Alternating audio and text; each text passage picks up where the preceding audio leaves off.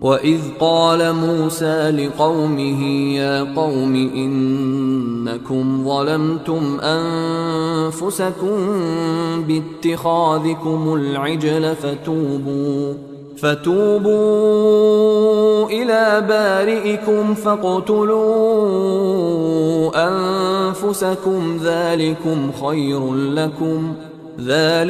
خير لكم عند بارئكم فتاب عليكم إنه هو التواب الرحيم. وإذ قلتم يا موسى لن نؤمن لك حتى نرى الله جهرة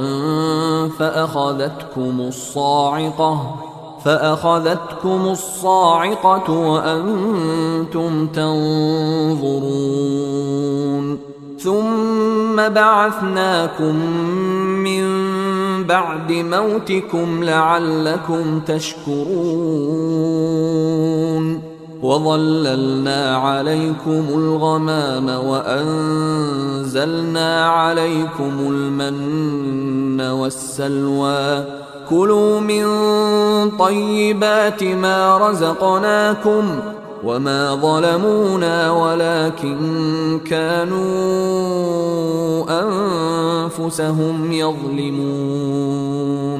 وإذ قلنا ادخلوا هذه القرية فكلوا منها حيث شئتم رغدا وادخلوا الباب سجدا وقولوا حطة نغفر لكم خطاياكم وسنزيد المحسنين. فبدل الذين ظلموا قولا غير الذي قيل لهم فأنزلنا على الذين ظلموا رجزا من السماء بما كانوا يفسقون. وإذ استسقى موسى لقومه فقلنا اضرب بعصاك الحجر فانفجرت منه 12 عينا قد علم كل أناس مشربهم كلوا واشربوا من رزق الله ولا تعثوا في الأرض مفسدين.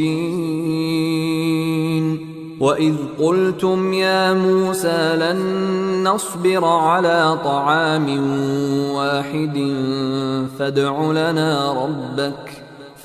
لنا ربك يخرج لنا مما تنبت الأرض من بقلها وقثائها وفومها وعدسها وبصلها قال أتستبدلون الذي هو أدنى بالذي هو خير اهبطوا مصرا فإن لكم ما سألتم وضربت عليهم الذلة والمسكنة وباءوا بغضب من الله ذلك بأنهم كانوا يكفرون بآيات الله ويقتلون النبيين بغير الحق ذلك بما عصوا وكانوا يعتدون.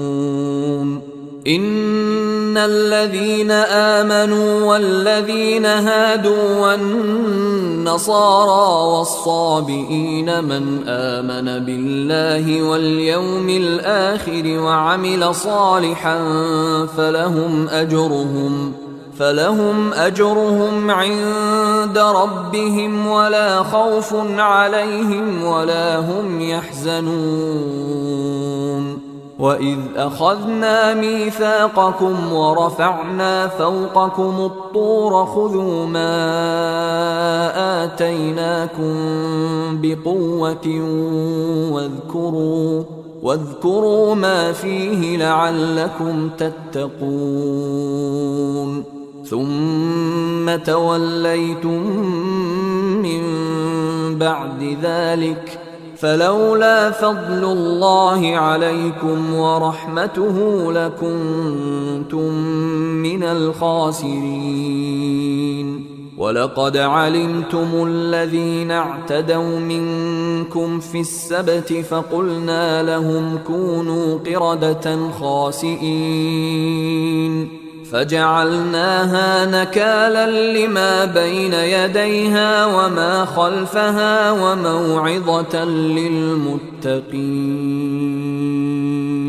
وإذ قال موسى لقومه إن الله يأمركم أن تذبحوا بقرة قالوا أتتخذنا هزوا قال أعوذ بالله أن أكون من الجاهلين. قالوا ادع لنا ربك يبين لنا ما هي قال إنه يقول إنها بقرة لا فارض ولا بكر عوان بين ذلك فافعلوا ما تؤمرون.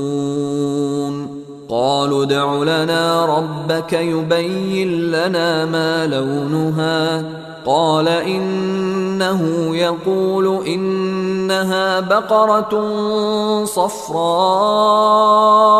فاقع لونها تسر الناظرين. قالوا ادع لنا ربك يبين لنا ما هي إن البقرة شابه علينا وإنا إن شاء الله لمهتدون.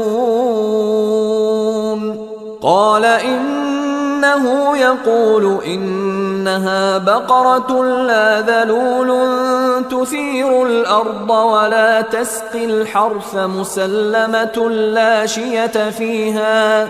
قالوا الآن جئت بالحق فذبحوها وما كادوا يفعلون. وإذ قتلتم نفسا فادارأتم فيها والله مخرج ما كنتم تكتمون. فقلنا اضربوه ببعضها كذلك يحيي الله الموتى ويريكم آياته لعلكم تعقلون.